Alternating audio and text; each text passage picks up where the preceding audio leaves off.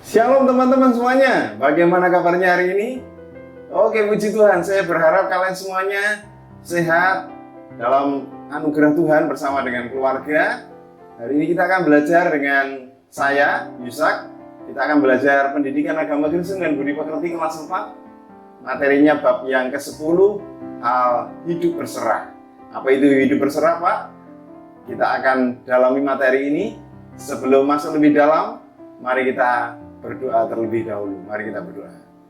Bapa di surga, terima kasih Tuhan, Engkau izinkan kami hari ini untuk belajar firman-Mu melalui materi kelas 4 hidup berserah. Tuhan tolong kami supaya kami bisa memahami bagaimana kami menjalani hidup ini untuk berharap dan berserah kepada Engkau. Kalau Engkau adalah pemilih hidup kami, maka sewajarnya lah kami memberikan seluruh hidup ini kembali kepada Engkau, karena Engkau adalah pemilih hidup kami. Tuhan, tolong kami supaya kami bisa mengerti materi hari ini, berikan hikmat kebijaksanaan. Apa yang kami pelajari hari ini, sungguh-sungguh kami dipimpin, dituntun oleh Tuhan, sehingga nama-Mu dipermuliakan. Kami buka kelas hari ini di dalam nama Bapa, Putra, dan Roh Kudus yang percaya katakan, amin. Tujuan kita belajar materi bab 10 ini adalah kalian nantinya bisa memaknai hidup berserah kepada pemeliharaan Allah melalui memainkan drama yang berjudul Upah, Berdoa, dan Berusaha. Yang kedua, kalian bisa memaknai pemeliharaan Allah dalam hidup manusia dengan menuliskan pengalaman-pengalaman kalian, teman-teman semuanya, dalam berserah kepada Tuhan itu bagaimana nantinya. Kemudian nanti kalian juga diminta untuk mendaftarkan contoh-contoh tindakan nyata hidup berserah kepada Allah. Yang terakhir, kalian bisa mengekspresikan keyakinan bahwa Allah itu memelihara hidup kita sebagai manusia melalui sebuah doa dan pujian rohani. Teman-teman, hidup berserah didasari oleh kitab Nehemia pasal 1 dan 2. Pak Isa akan membacakan kitab ini pasal 1 saja, pasal 2 dan selanjutnya teman-teman nanti baca sendiri di rumah ya. Nehemia pasal yang pertama, ayat pertama sampai selanjutnya. Doa Nehemia bagi orang Israel. Riwayat Nehemia bin Hakalia pada bulan Kislu pada tahun ke-20, ketika aku ada di Puri Susan, datanglah Hanani, salah seorang dari saudara-saudaraku, dengan beberapa orang dari Yehuda. Aku menanyakan mereka tentang orang-orang Yahudi yang terluput, yang terhindar dari penawanan, dan tentang Yerusalem. Kata mereka kepadanya, orang-orang yang masih tinggal di daerah sana, yang terhindar dari penawanan, ada dalam kesukaran besar dan dalam keadaan tercela. Tembok Yerusalem telah terbongkar dan pintu-pintu gerbangnya telah terbakar. Ketika ku dengar berita ini, duduklah aku menangis dan berkabung selama beberapa hari. Aku berpuasa dan berdoa ke hadirat Allah semesta langit. Kataku, ya Tuhan Allah semesta langit, Allah yang maha besar dan dahsyat, yang berpegang pada perjanjian dan kasih setianya terhadap orang yang kasih kepadanya dan tetap mengikuti perintah-perintahnya. Berilah telingamu dan bukalah matamu dan dengarkanlah doa hamba-Mu yang sekarang kupanjatkan ke hadirat-Mu siang dan malam bagi orang Israel, hamba-hamba-Mu itu, dengan mengaku segala dosa yang kami orang Israel telah lakukan terhadap-Mu. Juga aku dan kaum keluarga-Mu telah berbuat dosa. Kami telah sangat bersalah terhadap-Mu dan tidak mengikuti perintah-perintah, ketetapan-ketetapan, dan peraturan-peraturan yang telah Kau perintahkan kepada Musa hamba-Mu itu. Ingatlah akan firman yang Kau pesan kepada Musa hamba-Mu itu, yakni bila kamu berubah setia, kamu akan kucerai-beraikan di antara bangsa-bangsa. Tetapi bila kamu berbalik kepadaku dan tetap mengikuti perintah-perintahku serta melakukannya, maka sekalipun orang-orang buanganmu ini ada dalam ujung langit, akan kukumpulkan mereka kembali dan kubawa ke tempat yang telah kupilih untuk membuat namaku diam di sana.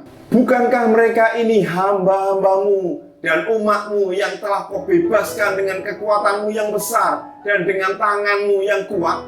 Ya Tuhan, berilah telinga kepada doa hamba-Mu ini dan kepada doa hamba-hamba-Mu yang rela takut akan namamu, dan biarlah hambamu berhasil hari ini dan mendapat belas kasihan dari orang ini. Ketika itu aku ini juru minuman raja. Oke teman-teman, tadi kita udah membaca Nehemia pasal 1. Nehemia adalah seorang juru minuman raja, dan kitab ini ditulis pada tahun 413 sampai 430 sebelum Masehi, sebelum lahirnya Yesus. Kitab ini sudah ditulis. Kita akan masuk bagian ilustrasi tentang kisah hidup Anto ya. Kisah hidup Anto ini menarik, cocok buat kita sebagai anak-anak kelas 4 ya. Apa yang dialami Anto? Mari kita perhatikan kisahnya. Anto ini adalah seorang yang periang ya. Mukanya selalu ceria. Jarang sekali terlihat wajahnya sedih. Jadi jarang, ya pernah tapi jarang. Tapi setiap hari senyum-senyum, membawa sukacita ya. Mukanya hampir tidak pernah muram. Walaupun dia pernah melakukan kesalahan dan ditegur ibunya, ia tidak cemberut. Ia terkenal sebagai anak yang berwajah senyum, baik di rumah maupun di sekolah. Ketika bermain dengan teman-temannya, ia jarang sekali marah. Ia pun terkenal ramah kepada orang lain. Suatu ketika, nah ini kejadiannya, tidak seperti biasanya, ibunya mendapati Anto sedang murung wajahnya. Wajahnya suram dan sangat sedih ketika ditanya sama ibunya. Kamu sedang apa? Kamu ngapain? Dia nggak menjawab. Ibunya akhirnya bingung kan, ditanya nggak jawab. Lalu ibunya berusaha mencari tahu apa penyebabnya Anto ini sedih. Ternyata ibunya mendapati bahwa Anto ini gelisah, risau, takut besok mau menghadapi ulangan kenaikan kelas. Mau naik kelas 5. Ia merasa pelajarannya kelas 4 ini makin lama kok makin sulit ya. Dan tambah banyak pelajarannya dibandingkan dengan materi yang masih kelas 3 kemarin. Nah, ia khawatir nilai ujiannya nanti hancur, jelek. Lalu dia takut nanti dimarahi sama papa mamanya. Ia cemas jika tidak bisa naik kelas. Anto ingin nilainya ujiannya baik. Ia ingin naik kelas dan dapat menyenangkan hati papa mamanya. Melihat kerisauan anaknya ini, akhirnya mamanya menasihatinya agar tidak perlu khawatir. Anto, kamu tidak usah khawatir. Kamu tidak perlu cemas. Ibunya menasihati demikian. Ibunya mengingatkan bahwa Tuhan Yesus akan menolongnya kalau ia berserah meminta pertolongan daripada Tuhan.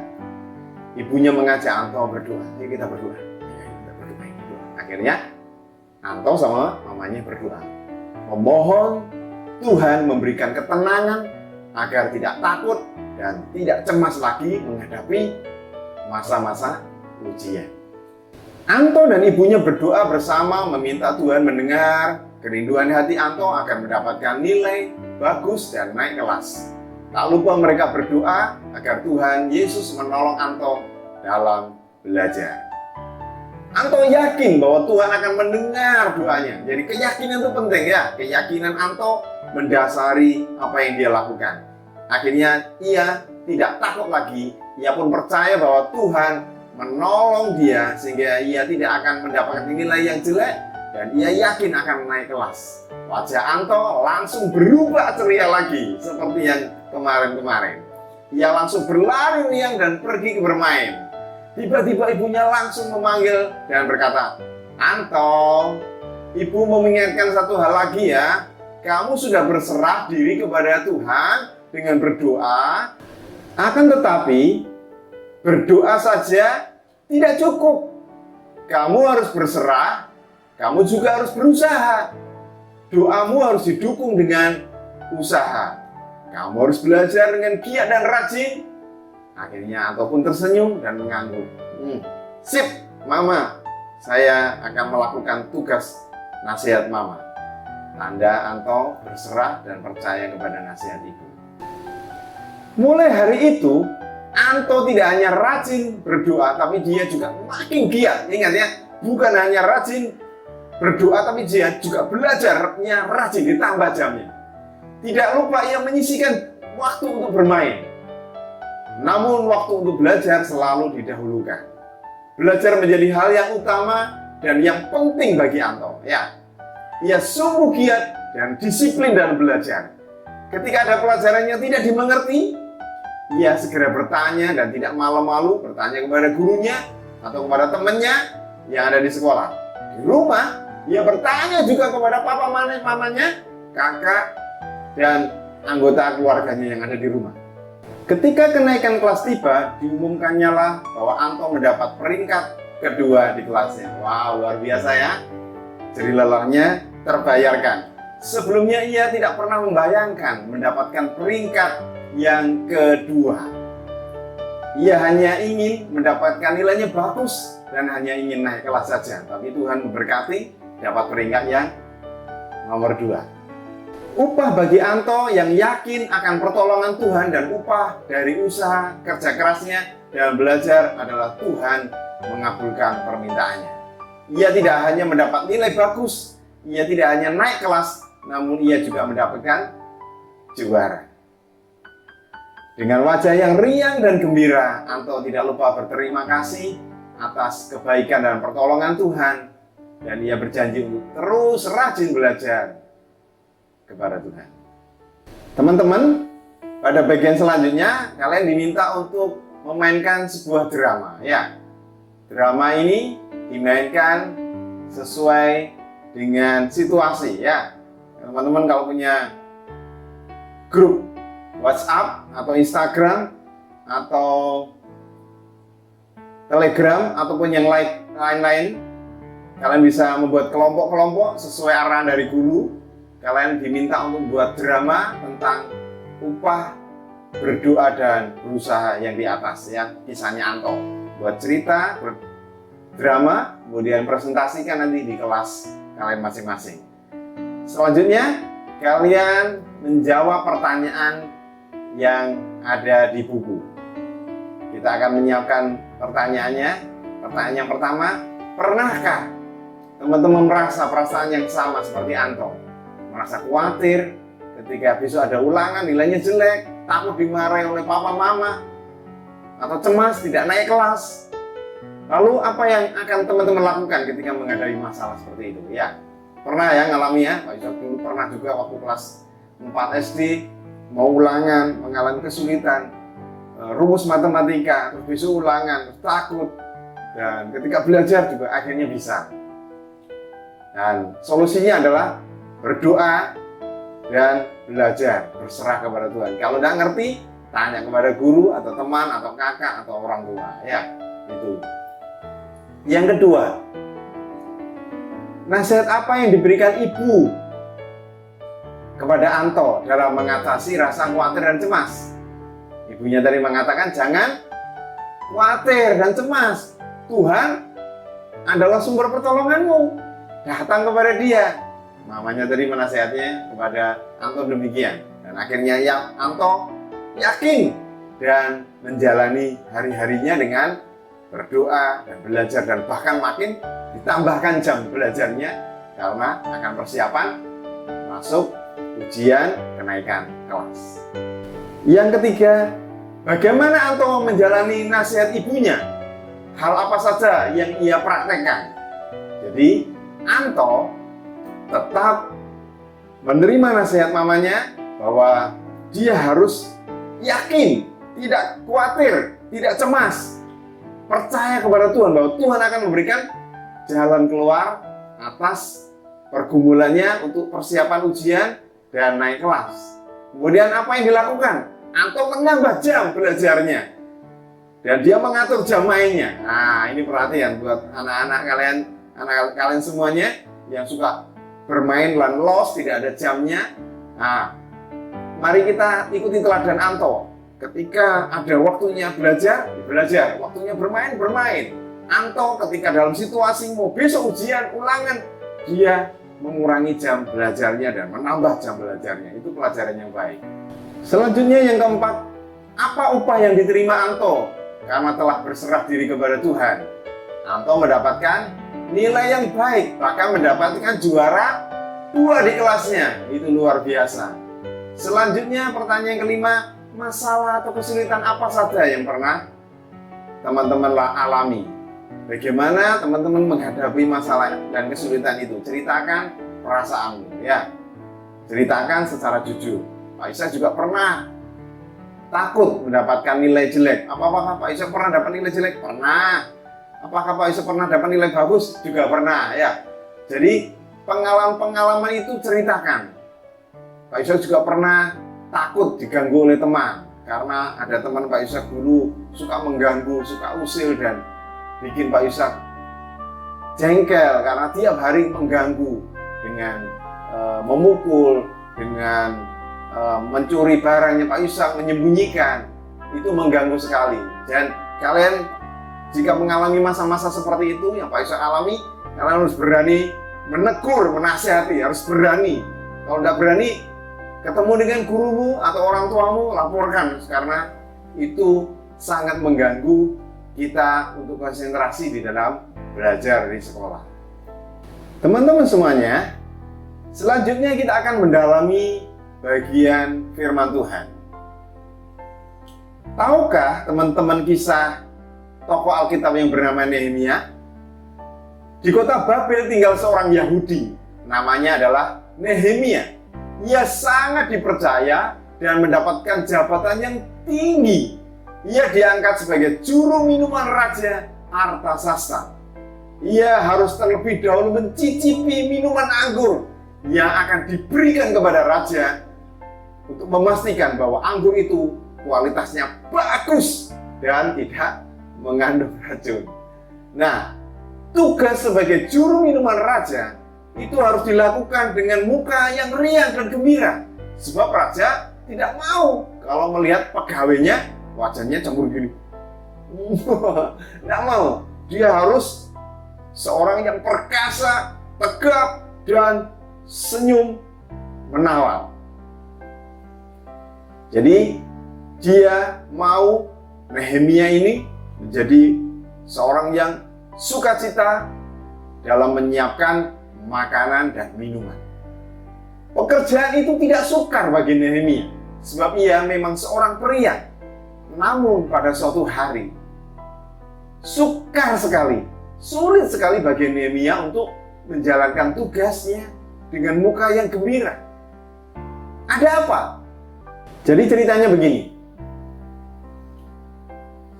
Nehemia mendengar bahwa tembok kota yang mengelilingi Yerusalem telah hancur.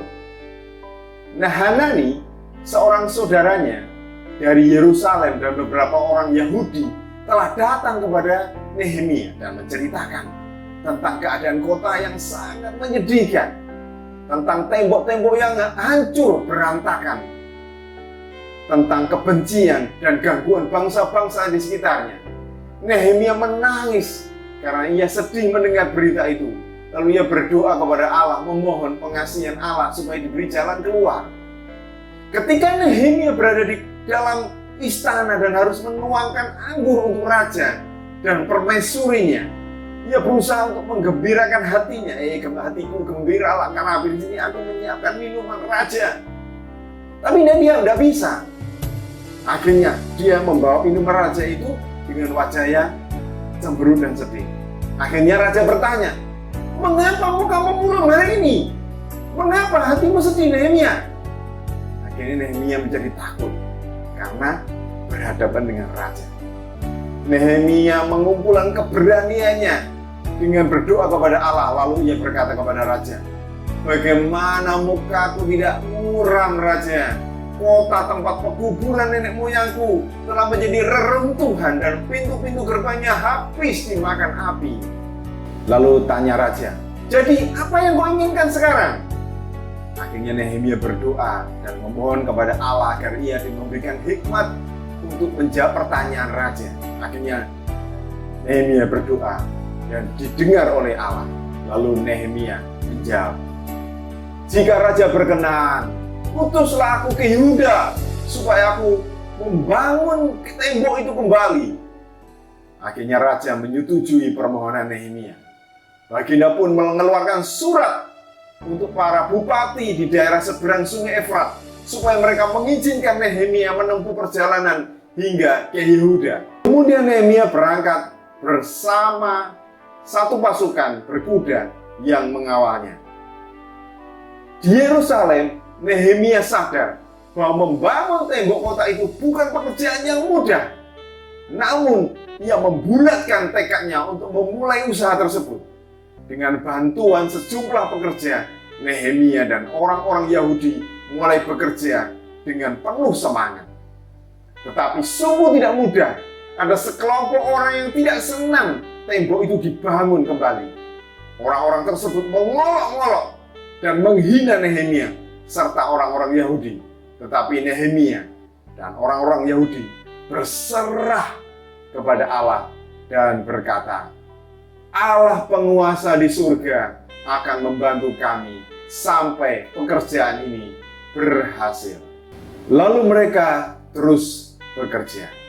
Meskipun musuh di sekeliling mereka sudah bersiap-siap untuk menyerang, mereka terus semangat bekerja.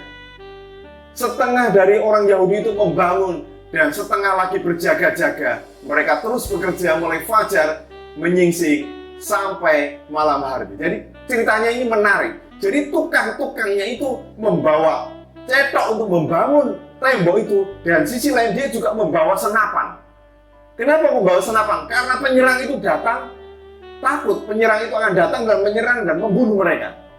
Jadi dia membawa senjata untuk menyerang jika ada penyerang datang. Jika penyerangnya aman, dia membangun tembok itu. Kisahnya seperti itu. Usaha membangun kota Yerusalem terus berjalan. Tembok makin lama makin tinggi. Musuh-musuh di sekitarnya melihat dengan jengkel dan menakut-nakuti Nehemia. Namun ia tidak menghiraukan ancaman mereka. Ia tahu bahwa Tuhan menyertai mereka. Dalam segala sesuatu yang dilakukannya, Nehemia selalu berserah memohon pertolongan Tuhan. Nehemia terus berdoa dan mengucap syukur kepada Tuhan sambil terus berusaha membangun tembok nenek moyangnya sampai selesai. Akhirnya selesailah usaha membangun tembok itu. Berakhirlah pekerjaan yang besar itu. Kota Yerusalem kembali kuat dan indah kembali. Teman-teman, pada bagian D ini teman-teman diminta untuk memahami pergumulan Nehemia.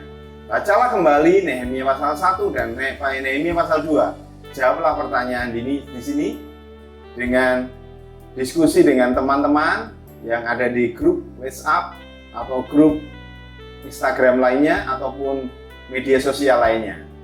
Ada pertanyaan pertama, apa jabatan Nehemia pada masa itu? Dan pekerjaan Nehemia apa? Siapa yang tahu? Oke, betul ya.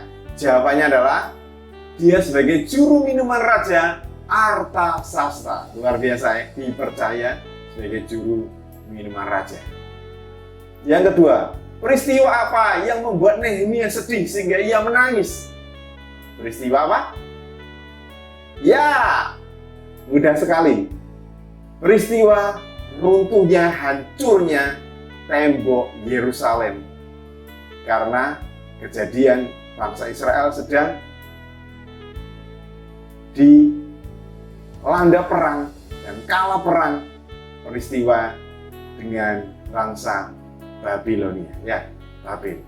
Yang ketiga, tindakan apa yang dilakukan oleh Nehemia ketika ia sedih? Selain menangis dan berkabung selama beberapa hari. Kalau teman baca di Nehemia 1 ayat 4, jawabannya adalah Nehemia melakukan puasa dan doa. Luar biasa. Kalian kelas 4 berani berpuasa dan berdoa? Pasti berani ya, seperti Nehemia berani mengambil keputusan untuk berpuasa dan berdoa. Apa sih maknanya doa dan puasa, Pak Yusak? Maknanya adalah kita fokus kepada Tuhan, minta Tuhan campur tangan atas pergumulannya. Saya juga pernah berdoa dan berpuasa dengan menghadapi pergumulan tertentu, dan Tuhan menjawab doa Pak Yusak. Oke, yang keempat sekarang, permintaan apa yang dilakukan Nehemia kepada Raja Artasasta? Apakah permintaan Nehemia diizinkan oleh raja? Ya, jawabannya adalah diizinkan. Kenapa kok diizinkan? Karena Nehemia ketika melayani raja, dia menjadi seorang yang baik, tanggung jawab, rajin, setia. Makanya apa yang dia minta dikabulkan. Maka kita juga harus melakukan seperti itu ya. Bagaimana Nehemia menjawab olok-olokan dan hinaan dari Sanballat dan Tobia? Nah, di Nehemia 2 ayat 18 sampai 20 dikasih jawabannya di situ. Kalau teman-teman baca di Nehemia 2 di situ ayat 19-20 ada jawabannya di situ. Apa jawab Nehemia? Allah semesta langit, dialah yang akan membuat kami berhasil. Jadi dia tidak akan terpengaruh dengan ejekan-ejekan dari olokan dari Sanballat dan Tobia. Karena Tobia dan Sanballat mengejek, kamu nggak akan bisa membangun. Nanti kalau anjing lompat pasti bangunannya hancur, rubuh kembali. Tapi Nehemia menjawab dengan atas nama Tuhan. Tuhan yang akan membangunnya. Tanggal berapa pembangunan tembok Yerusalem selesai dibangun? Dan berapa lama tembok tersebut dibangun? Nah, ayo, siapa yang tahu? Oke, jawabannya ada di Nehemia pasal 6 ayat yang ke-15. Jawabannya adalah pada tanggal 25 bulan Elul. Nah, ini bulannya orang Yahudi ya. Kalau pengen mendalami bulan-bulan Yahudi, kalian bisa searching sendiri di internet. Dan berapa lama? Wow, 52 hari. Seperti membangun rumah saja. Jadi rata-rata orang membangun rumah itu 52 hari juga. Tapi ada juga yang lama, ada yang cepat, tergantung ukuran rumahnya. Tetapi ini adalah kecepatan menurut saya. Karena 52 hari itu hari yang luar biasa untuk membangun tembok Yerusalem yang panjang dan luas itu ya. Yang ketujuh, bagaimana Nehemia menunjukkan hidup yang berserah kepada Allah? Jawabannya ada di Nehemia pasal 1 ayat 4b, Nehemia 2 ayat 4b, dan ayat 18b. Jawabannya ada 3 minimal. Ya, bagaimana Nehemia menunjukkan hidupnya berserah kepada Tuhan? Yang pertama, dia berkabung, berdoa dan berpuasa. Sikapnya dia berkabung dan berdoa dan berpuasa. Yang kedua, Nehemia memiliki kesiapan hati untuk membangun kembali walaupun kondisinya sulit. Nehemia siap membangun, menunjukkan bahwa dia siap. Nah, luar biasa ya. Yang terakhir, dia bekerja dengan sekuat tenaga di masa-masa sulit seperti yang dialami. Puji Tuhan, luar biasa. Baik, yang ke-8 sekarang. Mencontohkan cara Nehemia, bagaimana caramu memohon pertolongan Tuhan ketika menghadapi kesulitan. Nah, bagaimana? Kalau kita diizinkan Tuhan mengalami masalah demi masalah, apa yang kita lakukan? Caranya bagaimana? Datang kepada Tuhan dan mohon belas kasihan Tuhan. Itu jawabannya ya. Karena hanya Tuhan yang bisa melepaskan masalah kita. Apakah kita bisa pakai kekuatan sendiri? Bisa, tapi capek. Dan itu tidak diizinkan oleh Tuhan. Kita harus berserah sambil kita mengikuti apa yang menjadi kehendak dan maunya Tuhan. Teman-teman, saya mau tanya. Teman-teman tahu nggak artinya berserah? Oke. Berserah itu kata kerja yang aktif, bukan pasif. Artinya menyerahkan segala sesuatunya kepada Allah karena percaya bahwa Allah akan memelihara dan memberikan yang terbaik. Allah memberikan jawaban dan kita berserah kepada Dia. Pernahkah teman-teman berserah? Pasti percaya. Aku diganggu ini akhirnya nyerah wes. Aku vonis, aku dihakimi, katanya aku yang mencuri barang milik temanku padahal bukan aku. Ya terserah, nanti pada waktunya akan terbukti siapa yang salah, siapa yang benar. Nah seperti itu, berserah. Tuhan nanti akan membuka jawabannya. Nah bagaimana cara teman-teman berserah kepada Tuhan. Kalau Nehemia tadi dengan berdoa dan berpuasa, kalau teman bagaimana? Apakah datang kepada Tuhan, curhat kepada kakak atau guru sekolah minggu atau yang lainnya? Itu cara kita datang minta nasihat, maksudnya seperti itu ya.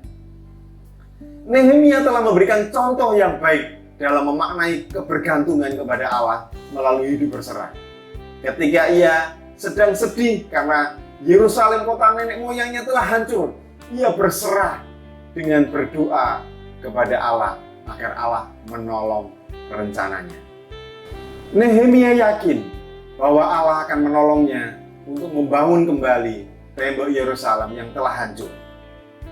Keyakinan akan pertolongan Allah mendorong Nehemia untuk tidak tinggal diam, namun melakukan sesuatu dengan giat. Justru dengan ada masalah dia semakin giat dengan semangat.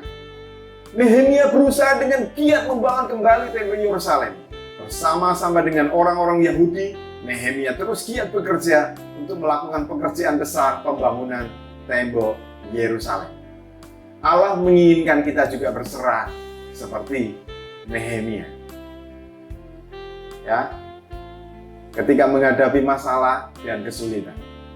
Walaupun kita menangis karena sedih menghadapi masalah, namun kita harus yakin dan percaya bahwa Allah akan menolong kita dan memberikan jalan keluar. Oke, jadi setiap kalian yang mendengar tayangan ini harus punya keyakinan. Tuhan, aku ada masalah Tuhan, ada masalah Tuhan yang berat sekali. Kita harus yakin bahwa Allah satu-satunya pribadi yang akan memberikan solusi yang terbaik buat hidup kita. Tuhan Allah kita itu mau kita itu berserah sepenuhnya kepada Tuhan. Jangan penyerahan separuh, seperempat, tapi total kepada Tuhan, maksudnya demikian. Mazmur 37 ayat 5 mengatakan, serahkanlah hidupmu kepada Tuhan dan percayalah kepadanya dan Ia akan bertindak. Luar biasa. Saya ulangi lagi. Serahkanlah hidupmu kepada Tuhan dan percayalah kepadanya, maka Ia akan bertindak. Tuhan tidak akan pernah tinggal diam umatnya yang berseru kepada Dia. Bentuk penyerahan diri berserah kepada Allah telah diwujudkan Nehemia dengan tindakan aktif dan nyata. Teladan tersebut patut kita teladani, kita ikuti. Ketika kita menghadapi masalah, kesulitan, kita harus datang, berdoa, dan berjuang melakukan sesuatu dengan giat dan sungguh-sungguh. Misalnya, jika kita berdoa ingin menjadi pemain sepak bola yang hebat atau ingin menjadi artis, ya, maka tindakan aktif kita harus kita lakukan dengan giat, latihan, rajin, berlatih, acting. Bagaimana kalau pengen jadi guru, belajar bagaimana menjadi guru yang kreatif, yang disenangi oleh banyak murid-muridnya atau orang-orang lain atau teman-temannya. Jika kita berdoa agar bisa mahir bermain alat musik misalnya, Tuhan, aku pengen bisa main gitar, organ, piano, tifa, seruling, sasando, dan gondang, maka kita harus disiplin, latih dengan giat. Contoh lain, ketika kita sedang sakit, kita berserah dan berdoa, mohon Tuhan menyembuhkan penyakit kita. Tuhan akan menolong dan menyembuhkan kita dari penyakit kita jika kita memiliki keyakinan yang kuat. Doa kita juga harus didukung dengan tindakan yang nyata, yaitu dengan mengikuti nasihat dokter, minum obat, nggak boleh malas makan, nggak boleh minum es kalau nasihatnya seperti demikian ya, istirahat yang cukup, dan tidak boleh main di luar ya kalau sakit. Namanya sakit jangan di luar. Dengan demikian berserah bukan berarti meniadakan usaha, namun harus disertai dengan usaha yang ulet dan giat. Allah menginginkan kita semua melakukan hal yang demikian. Jika dalam hidup kita sehari-hari kita berserah seperti Nehemia, maka Allah akan mendengarkan doa kita. Allah telah mendengar dan mengabulkan doa Nehemia, di mana tembok Yerusalem berhasil dibangun kembali. itu adalah upah dari hidup yang berserah kepada Allah. Karena itu bertekunlah selalu dalam doa, giat selalu dalam setiap usaha yang kita lakukan. Yakin bahwa pertolongan Tuhan akan datang kepada kita dan kita merasakannya. Doa kita akan dijawab oleh Tuhan dengan keyakinan yang kokoh. Baik, anak-anak, selanjutnya di bagian ini teman-teman diminta untuk menjawab lagi pertanyaan. Ada pertanyaan-pertanyaan lagi ya. Yang pertama, hal apa yang dapat teman-teman pelajari dari kisah Nehemia sehubungan dengan penyerahan dirinya kepada Allah? Paling tidak ada 3 yang Pak Yusa garis bawahi di sini. Yang pertama, hidup bergantung 100% kepada Tuhan. Ya, yang pertama, hidup berserah 100% kepada Tuhan. Yang kedua, tidak melawan musuh, justru mengasihi musuh. Jadi ketika ada masalah, tekanan, kita tidak mencela, tidak menghakimi, tetapi memberkati mereka. Maksudnya demikian. Yang ketiga, tetap bersemangat melayani Tuhan di masa-masa yang sulit seperti ini. Tetap bekerja, tetap belajar, tetap berjuang di masa-masa yang sulit. Yang kedua, sekarang pertanyaannya, apakah teman-teman pernah berserah kepada Allah? Bagaimana teman-teman menyatakan sikap berserah kepada Allah? Jawabannya adalah pernah. Karena Pak Yusa pernah mengalami sakit waktu itu, sakit liver, sehingga Pak Yusa berserah kepada Tuhan ketika Pak Yusa masuk dalam rumah sakit 2 minggu. Dan Pak Yusa berserah, Tuhan, aku serahkan hidupku, sakitku ini kepadamu. Jika Engkau izinkan, berikan aku kesembuhan, Tuhan. Dan Tuhan menjawab doa itu. Jadi minta kesembuhan dan berdoa. Pergumulan Pak Yusa. Kalau teman-teman pernah mengalami seperti itu, ceritakan itu ya. Ketika mungkin teman-teman pernah mengalami tekanan, takut menghadapi ujian kenaikan kelas, mau masuk persiapan naik kelas 5, sehingga itu membuat gelisah kita, dan teman-teman berdoa, belajar, itu menjadi harapan Tuhan kita ya. Ceritakanlah pengalaman teman-teman ketika hidup berserah kepada Tuhan. Nah, Pak pernah khususnya waktu itu mau menghadapi kenaikan kelas itu, belajarnya sungguh-sungguh sampai larut malam karena Pak Yusuf takut tidak menguasai materi. Waktu itu belajar malam, nah pagi bangun lagi belajar lagi, dan itu menunjukkan bahwa Pak Yusuf menyerahkan hidup dan belajar kepada Tuhan sehingga Pak Yusuf mendapatkan nilai baik dan naik kelas. Ya, seperti itu ceritanya. Ya, ceritakan itu di jawabanmu di kolom ini. Ya. Oke, selanjutnya isi dan lengkapilah tabel pada kolom berserah diri. Jadi teman-teman diminta mengisi bagian tabel ini. Ada banyak contoh permasalahan. Teman-teman diminta menjawab secara detail. Berdoanya bagaimana, tindakannya bagaimana, dikerjakan ya. Yang pertama, contohnya ketika sakit. Contoh hidup berserahnya berdoa mohon Tuhan menyembuhkan. Tindakan nyatanya minum obat, mendengarkan nasihat dokter, tidak malas makan, tidak bermain di luar rumah. Ya, yang kedua, sering terlambat ke sekolah. Doanya gimana? Tuhan, tolong Tuhan supaya orang tuaku membangunkan saya, tidak lupa karena saya sering tidurnya panjang sehingga jam bangunnya kelewatan. Berdoa seperti itu ya. Kemudian juga ngomong kepada orang tua, datang kepada orang tua untuk bangunkan.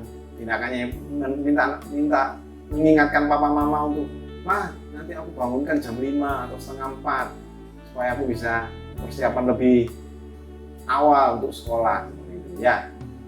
Yang ketiga, jika nilai ulangannya jelek, doanya gimana? Tuhan, berikan aku kepintaran, roh bijaksana dalam cepat menangkap materi dan kamu bisa mengerti ketika ulangan, kami bisa menjawab soal dan kami bisa melalui masa-masa itu dan namamu dipermuliakan. Doanya seperti itu. Tindakan nyatanya harus belajar dan berdoa dengan rajin, gitu ya. Selanjutnya ingin naik kelas, doanya bagaimana? Mohon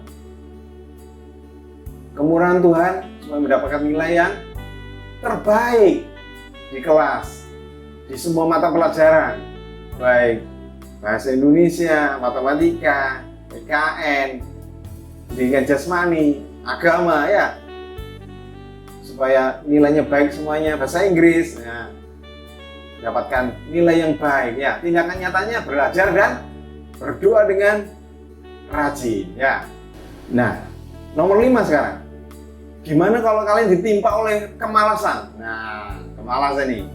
Pernah malas kan? Nah, waktunya belajar nggak belajar, waktunya main belajar, keliru ya. Ya, waktunya belajar nggak belajar malah bermain. Malas, dipanggil, dinasehati, nggak mau melakukan, itu namanya malas. Nah, doanya bagaimana? Tuhan, berikan aku Tuhan semangat di dalam belajar Tuhan. Tidak malas, tidak ogah-ogahan, tidak lenggang kangkung, pelan-pelan gitu. Nah, minta hikmat Tuhan supaya Tuhan memberikan semangat di dalam belajar. Tindakan nyatanya adalah dengan belajar bersama dengan kakak atau orang tua, ditemani supaya semangat belajarnya. Kamu udah biasa, kalau udah biasa belajar sendiri ya. Nah, ketika disakiti teman, doanya bagaimana? Mohon kekuatan, sabar menerima tekanan dari teman dan tidak melawan. Kalau perlu, laporkan kepada guru atau orang tua supaya masalahnya segera selesai. Tindakan nyatanya harus bagaimana? Harus berani menegur. Kalau kamu diganggu, didorong atau diambil barangmu, katakan, jangan ambil barangku, jangan mendorong saya. Harus berani ya. Kalau dia berkali-kali itu, laporkan kepada guru atau orang tua supaya segera bertindak. Yang ketujuh, mengharapkan teman yang baik. Doanya bagaimana? Tuhan, kasih aku teman yang baik Tuhan. Kalau bisa jangan yang jahat-jahat gitu ya. Karena Tuhan pilihkan kadang-kala ada teman yang nggak baik untuk menguji iman kita, kesabaran kita ya. Tuhan, kasih aku teman yang baik itu saja Tuhan, supaya aku tidak frustasi dan jenuh karena aku diganggu terus, seperti itu doanya ya. Nah, tindakan nyatanya harus bergaul dengan teman yang baik ya. Teman yang baik, jangan bergaul sama teman yang jahat, nanti kamu ikut jahat ketularan ya. Ayah dan ibu bertengkar. Wow, pernah lihat ayah ibu dan bertengkar? Wah, saya doakan supaya kalian semuanya doa Bapak supaya papa mamamu damai terus ya, tidak ada pertengkaran ya. Doanya bagaimana? Supaya ayah dan ibu kita saling memaafkan. Tuhan berkati papa mamamu supaya saling memaafkan dan rukun kembali. Doanya seperti itu. Tindakannya bagaimana?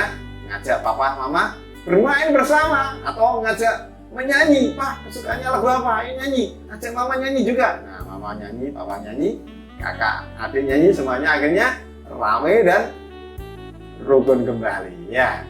Ditegur guru gimana?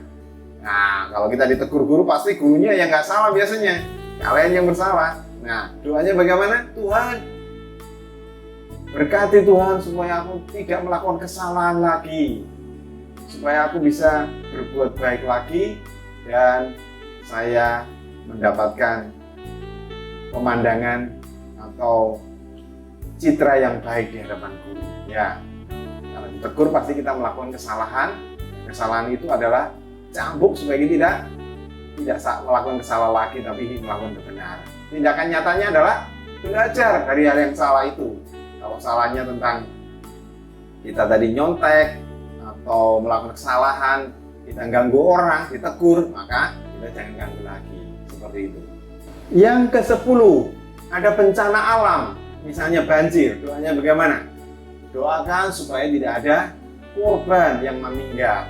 Doakan supaya keluarganya dilindungi Tuhan, diselamatkan Tuhan, dan dijauhkan dari petaka banjir ini. Ya, tindakan nyatanya, teman bisa memberikan donasi, memberikan uangnya, punya uang 1.000 atau 2.000 atau 5.000, kalau lebih bisa 10.000, 20.000 atau lebih lagi ya. Kasih donasi, memberikan nyumbangan Indomie ya. Kesukaanmu dikasihkan, atau bajumu atau obat-obatan dikirimkan dalam satu kelas dan dikirimkan ke yang mengalami petaka itu ya. Bertengkar dengan teman, doanya bagaimana? Doa supaya saling memaafkan, saling menerima dan saling mengerti. Tindakan nyatanya dengan jabat tangan ya.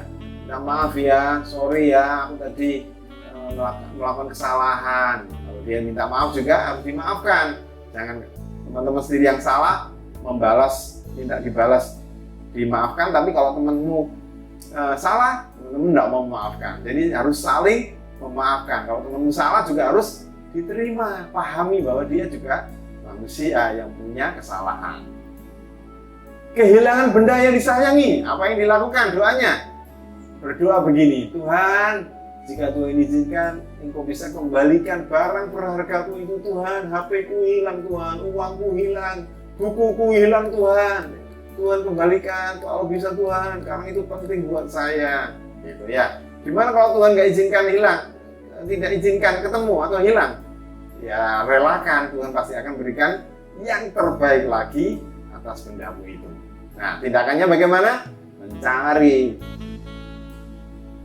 di mana benda itu tadinya hilang. Ya, dicari. Kalau hilang ya akhirnya kita nabung lagi supaya kita mendapatkan benda itu lagi. Selanjutnya, menyatakan berserah kepada Allah melalui sebuah doa. Kalian diminta menuliskan doa di sini ya, berserah, doa penyerahan. Nah, kalian bisa tuliskan di sini.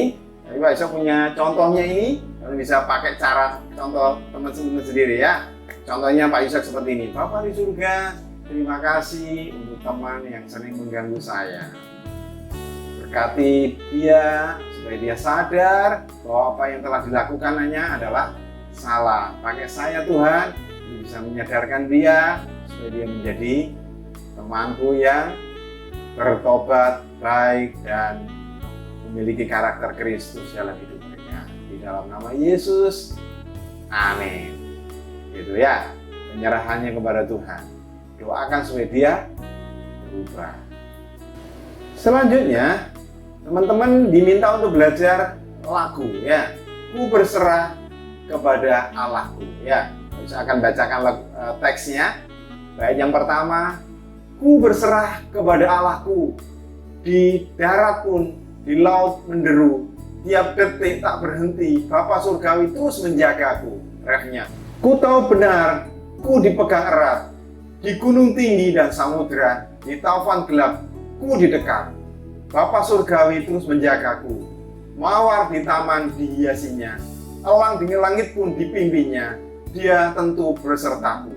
Bapa surgawi terus menjagaku. Ref, kembali ke ref lagi, yang ketiga. Kepada Tuhan aku berserah, di gua singa, saat disesat, dalam erang atau senang, Bapa surgawi terus menjagaku. Yang empat, meski berjalan di lembah gelap, Gembala baik membimbingku tetap. Ku dihentar dan tak gentar, Bapa surgawi terus menjagaku. Nah, selanjutnya teman-teman diminta menuliskan pesan lagu. Jadi dari teks tadi dirangkum menjadi pesannya apa? Silakan diisi ya, bisa kan? Oke, Pak saya akan berikan contohnya.